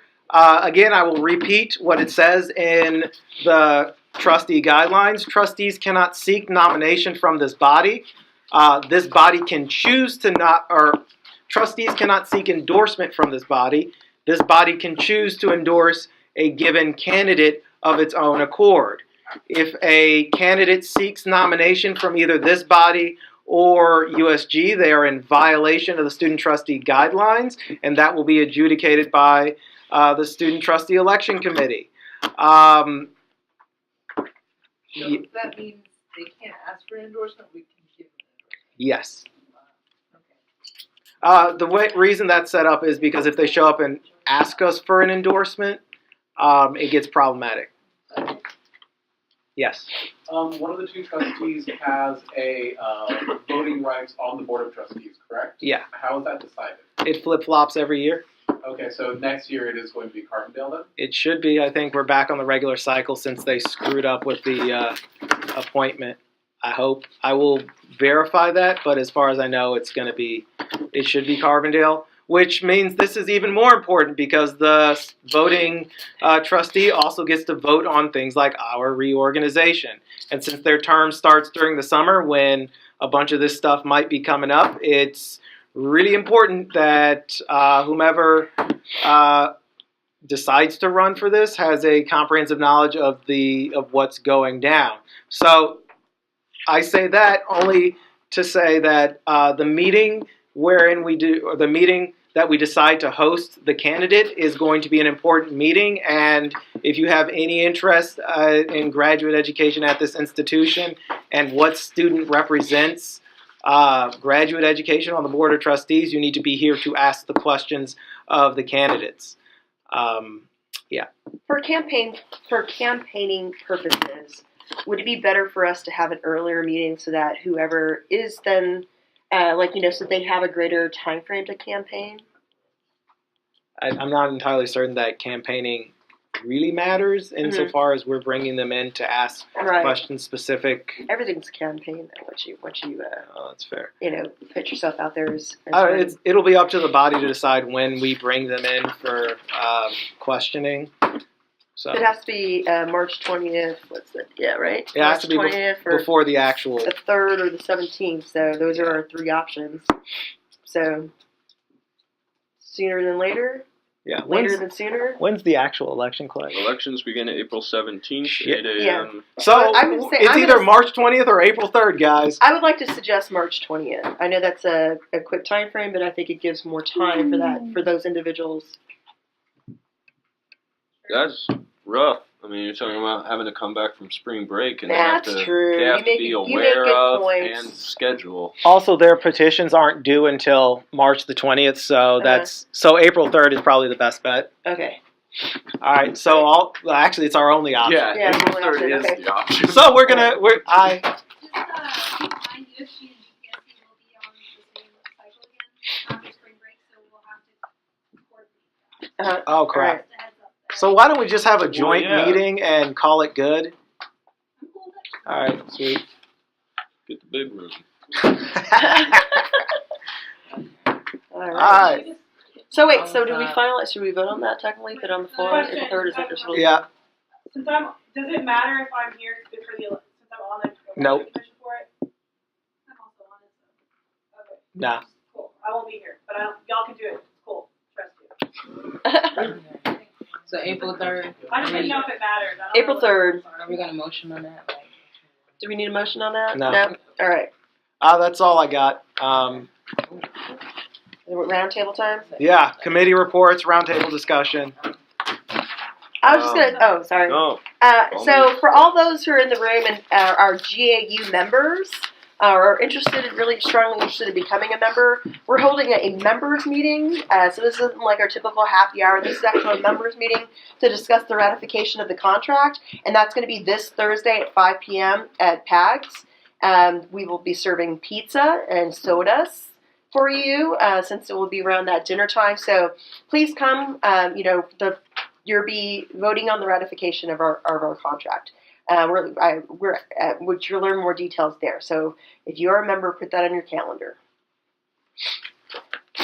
If you'd like to if you really want to know what's happening with our contract and you're not a member, you're welcome to come as well. Free pizza. I also helped bargain that contract. Yep. So. You can thank John. Thank you. Yeah. The graduate assistant. You help bargain He's on it. The union represents You were the on it. graduate assistants. Other committee report. Lauren, did you? Yeah. You can go. I'll talk to you. Okay, so I'm reporting from the Mass Transit Committee. It meets once a month. They're looking for more students who are interested. I know. I was like the only student showed up. So I'm a chair apparently. I'm like, okay. I'll take that. So they basically mentioned, it's not much going on because of they don't have like a budget for the Saluki bus, but they just wanted to mention that they're no longer operating the break route for students that actually take the Saluki bus. They said that if the school plans on closing the towers next year, which is the May Smith Towers, if that is the case, the board would consider eliminating the stop. Wow. They said there's been like a stream of like robberies bus robberies apparently. People trying to take money from the safe. I don't know. But basically they're saying like they don't receive a lot of money anyway, so for the fact that individuals are stealing their money is like a problem. As far as upgrades with getting new buses, they said that that's something that they can't consider now. They have to wait until next year. Apparently contract, I think, talking about the contract is coming up next year. So then that's when they'll probably consider getting new buses. Apparently all the buses, if not all or most of the buses are out of inspection. I don't know if that's a good thing. But last thing is, as far as the transit fee, they said that people complain that they pay a certain amount of money for the transit fee, and that's paying like since they pay the transit fee or something like that. Sorry, I'm not too clear with my notes. Oh, they're saying that the transit fee that is taken out of our school fee is actually paying the bus company and not paying the workers. So apparently people get on the bus and argue with the bus drivers and all that. So they're saying like that money goes directly to the bus company. And the last thing is there's still complaints. I don't think they're going to resolve it, but there's still complaints about the campus loop bus not having enough space to hold all the students. That was they consolidated. That's the bus that they have now from the consolidation of the East and West bus. But they're not going to change anything with the decline in enrollment. There's nothing that they can do about the situation. So they just want that to be wrong. Okay. There's nothing much they can do. So that's it. That's Mass Transit Committee. Fun. Lauren? I just have a committee report for the mentoring stuff. Dr. Chevalier, who is the co-provost, has an interest in starting a university-wide committee on mentoring for graduate students, and so I have been been asked to essentially form that committee, along with Dr. Wallace, Associate Dean Wallace. So if any of you have an interest in this committee, please let me know. The first thing that we're doing, I'll update you. The first thing that we're doing is we are looking at all of the college level organizations. So Dr. Wallace has emailed deans to see what mentoring efforts they have in every college. I would like for any GPSC representatives to get a hold of me to let me know what mentoring efforts you have in your departments or what mentoring efforts you know of. So for example, in our department, Comm Studies, we're assigned a faculty advisor when we get here, and we also have like a kind of informal graduate student mentoring program where people have been there for a couple of years, get to mentor first year students. And so anything like that you all have, even if the term isn't mentor, but maybe advisor or whatever that could be comparable to mentor, would be useful, because the idea is that our committee wants to consolidate those sort of resources and determine what existing structure is already there, so that we're not just creating some new program that no one will participate in. It seems that there's a little bit of difficulty in getting communication back from deans, which is understandable since most of them will not have jobs next year. So this is why I'm asking you all, because I think that all of us understand why mentoring is necessary at this university, and that a lot of us lack mentoring and would like to do that. So please let me know. Just an update: the university is really interested in having the mentoring program go from like senior faculty to junior faculty to graduate students to undergraduates. Some of us may feel like, oh, I don't want to do that for undergraduate students. However, one of the main reasons that faculty have been hesitant to, I'm not saying I agree with this, but one of the main reasons that faculty have been concerned about doing graduate student work is because it doesn't feel like there's much of like a reciprocal relationship there, and that they don't have resources because apparently they should get, because they believe that they should be paid for mentoring. And some of the message that has been communicated to me is that it would be helpful if we could alleviate some of the need for mentoring at the undergraduate level. And I think that that is something that we can all do, and that looks good on our resumes, CVs, whatever you have in your discipline, to say that we have experience mentoring, because that would translate directly to you being able to advise first-year graduate students and things like that. So please participate in this. At the very least, let me know what mentoring efforts you have in your own departments and what you know of that's happening here. If you're not interested in participating, but you know that there are faculty in your department that would be interested in participating, please let me know. And finally, the committee recommendations are predominantly women and women of color, and I want to be cognizant of the fact that those are the people who do the majority of labor in the university, and so if you are a male and or a white male, your participation is greatly appreciated, because these are things, these are the people who are least likely to volunteer for these committees, but the bodies that are most needed. So that's my 500 cents. More than two for sure. All right. Any other committee reports, roundtable, grievances? Not a grievance, just a quick announcement. Another GPSC sponsored event. Thank you for the funding. On Friday, March 23rd and Saturday, March 24th, the English department is hosting and it's open to everyone, and it's free, and there'll be bagels. Bagels. And books for sale. And books for sale. Nice. It's a totally normal way to say bagel. And it's a conference that's humanities, English centered. Also, another RSO on campus is bringing in people to speak towards the immigration crisis, refugee crisis, things like that as well.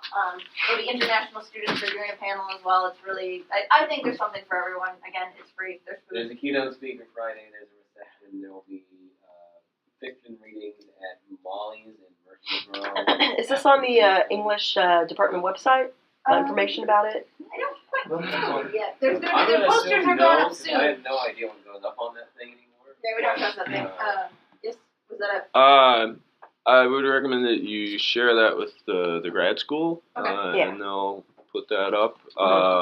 You can send it directly to them, or you can send me an email and I can forward it along, or give you the best email address to use. But really, if you send it to Dr. Wallace, it probably will get where it needs to go. Oh, no, Little Grass is going to be in April, April. which is Gotcha. also a part.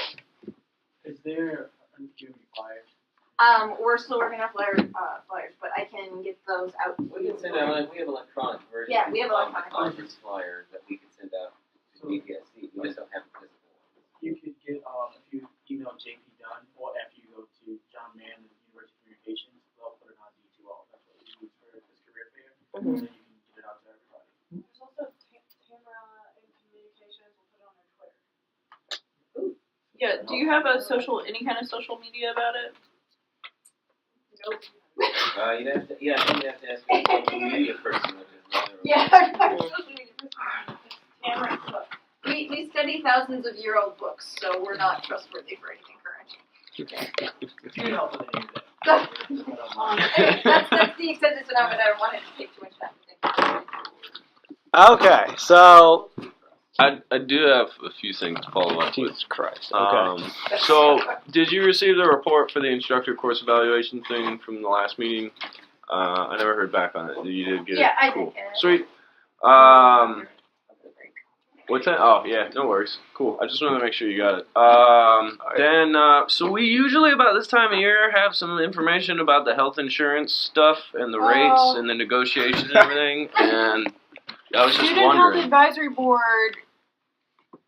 I'm kind of frustrated. Okay, so I emailed Dr. Scott multiple times and about the situation, and it was just like, I don't know what happened with the reorg, but Student Health Advisory Board, I don't know if it's just like completely not a board anymore or what the situation has become with it, but they're not meeting. And so I randomly check in with him, and he's like, oh, we're still not doing that. And I'm not sure exactly what happened with that, but so there's nothing I've been able to do to try to figure out who is actually maintaining what our fees and stuff are going to be and what's going to happen. But I do know this from the last time that that as our tuition drops, that increases the risk of our health insurance going up. Mm-hmm. So that will be evaluated per the next semester, like per the fall semester, and it is possible that it will go up. Now, as far as Aetna does not have at that. From the last information I had with them, they had maintained that they would not drop us, even if like there was like a situation where our insurance would go up, that they would not drop us, but they would raise our insurance. And it would still be the best option. Unfortunately, I know it's just like. Would it still qualify for the gold option, or would it drop to a different option? Yeah, that's the thing. It would probably drop to another option. But again, silver, so bronze? you can drop to another option and maintain a level of not having a hike, or you can stay at the gold level and there will be increase. So what that increase is determinative of how many people are in the pool. And it's also determinative of how many people from the previous pool use the insurance for like substantial health issues. I know we had some really big health issues this year. Yeah, will complicate that. Yeah, that's what I heard. But as far as like having anyone to like go to and like have slideshows and the numbers and stuff like that, it's been non-existent. Okie dokie. So before I adjourn, a couple things. I got one more follow-up Jesus question. Christ. Well, so Diversity Council is supposed to be releasing a plan in April for the UCC courses. Is that still moving along? I really wish you hadn't asked me that question. Yeah, apparently it's still moving along. We have been meeting, trying to get this thing together. We have a meeting with the Chancellor, I think, following spring break to talk about this. Right now we're in the process of just herding cats to find out what people are doing across campus where diversity is concerned, specifically at the college levels, which probably is going to come up with, like, nothing. Yeah. Okay, cool. But, yeah, that's still going on. Sweet. All right. I have not... So, to be clear, a bunch of you guys asked me to get the full report of the Diversity Council survey, and Abdul Samad can attest to this. Every meeting we have, what's the question I ask? Can you help me? It's always the same question. when are you going to put the survey up for us to see? When are you going to put the survey? Thank you. And to be fair, I have received either lukewarm or slightly. I have not received an affirmative answer, and I'm getting real annoyed about that. So The chancellor hates that thing. So yeah, I mean the chancellor hates that thing. So, but I don't care. We did the survey. I said I'd get the results for you. I'm gonna keep asking. If they don't give it to me, I'm just gonna FOIA it, or just show up as co-chair and say, "Give me the damn survey." And that's going to annoy some people, but you guys asked for it, and regardless of whether or not the chancellor likes it, you deserve to see it. The other thing is tangentially related to Diversity Council. Diversity Council wants nominations for individuals or groups who have done exceptional diversity work on campus for an award. I am throwing this out to you. Apparently, they let us know about this, and we're supposed to have them by the 9th, Abdul Samad? Yeah, that's they're supposed to nominate people or groups by that time. Yeah, that's a really quick turnaround time. So if you have anybody who you think should be honored by the university for diversity, send me an email and I will submit their name. I think they're out linguistics. They did some really great stuff this semester. Send me an email. Yeah. Other than that, I have nothing. If there are no more announcements, then Motion to adjourn. Oh, there. all right, sweet. We're adjourned at 9:37. We got that 3 hours, because that's the time we started the meeting. 2 hours, man. 2 hours. Or 2 hours, 2 hours. 2 hours exactly. Exactly, that's what I'm saying. Like, we were